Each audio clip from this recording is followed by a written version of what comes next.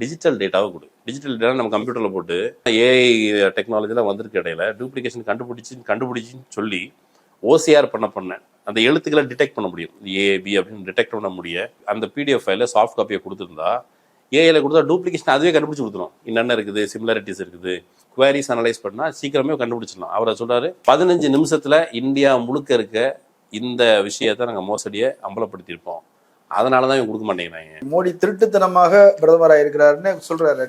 ஆமா, அவர் இதெல்லாம் சொல்லிட்டு தான் சொல்றாரு.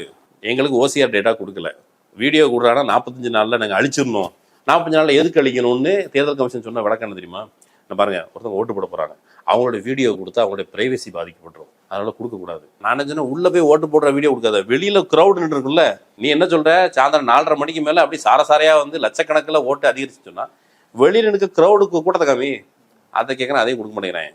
சிசிடிவி ஃபுட்டேஜ் கொடுக்க மாட்டேங்கிறேன். டேட்டா கொடுத்தா அவன் சவால் விடுறான். உங்ககிட்ட இருக்க டெக்னாலஜி வச்சு இவ்வளோ பேப்பரை எத்தனை ஆள் வச்சு இந்தியா முழுக்க ஒரு தொகுதிக்கு 7 அடிக்கு பேப்பர் இருக்கு, 7 அடிக்கு 2-3 இருக்கு, ஒரு தொகுதி முடிஞ்சு.